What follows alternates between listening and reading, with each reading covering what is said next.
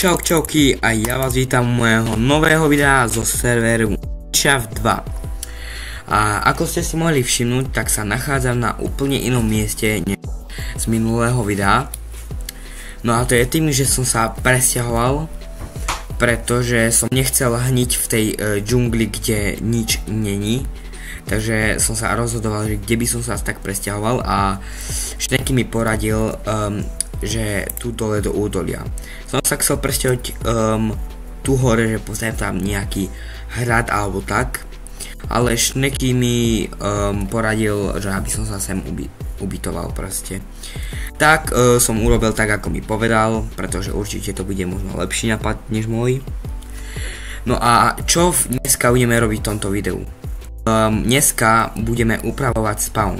Ešte neviem, ok. On už kam v Nedri, ty kokos, a to je nový hráč, on tu asi tak 3-4 dní. No a čo som to vlastne chcel? No hej, že upravíme spawn. Kamo, what? To som si ešte tu nikdy nevšimol. Ok, ale nevadí. Ja tu už mám pripravené bloky, že z čoho by som chcel ten spawn možno ohraničiť alebo nejak nadizajnovať. Pozemky nebudem označovať, že ako, koľko stojí, ale pozemok si postaví každý kde chce, alebo ohraničím to s týmto, a bude to slabý. Možno si to, ak bude chcieť niekto, tak si to môže zväčšiť, a tak ohraničím to slabým. A dneska nebude ok. Dneska nebudeme natáčať na replay, pretože replay na túto novú verziu není, takže si dáme len timelapse. Tak dúfam, že všetky veci mám a všetko som si zobral. Kámo, Vladom 3-krát za sebou zomrel, alebo 4, neviem.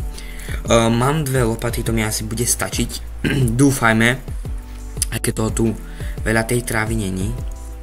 Ešte asi tak pred 3 dňami mi Šneky povedal, že mal by som takéto kopčeky nechať, že bolo by to možno také pekné, ja neviem, zabudol som, ako mi to napísal, ale asi nechá možno nejaké takéto kopčeky, ale väčšinou časť zrovnám so zemou, ako aj túto jaskyňu. A iron, ktorý nepotrebujem. What, kámo? Ja som ani nevedel, že mám kyblík v ruke a klikol som, kámo, pravým. Ty kokos, ja som už taký gut. Teraz sa dostanem hore pomocou kyblíku. Dobre, tak aj stromy by som asi pokácal. Keď tak ešte zasadím nejaké nové stromy, ak vlastne sa mi bude chcieť, ale mám bone meal, no kosti, takže môžem zasadiť. No a ja by som tento spawn nahal takto, a bola by proste taká cestička, možno tento kopček som ešte skopal. A nepotrebujeme mať taký veľký spawn, pretože my sme tu asi už 6 hráči, aj keď človekovec s Maxinom tu neboli od začiatku spustenia serveru. No boli presne v ten deň, keď sa spustil, ale už odvtedy tu nehrajú. No a ten spawn nepotrebuje byť až tak veľký, lebo pretože sme tu aj tak 6 ľudia, urobil by som možno tak 12 pozemkov, pretože každý by mohol mať po 2. Kto by nechcel, tak mohol po druhému človekovi darovať svoj pozemok.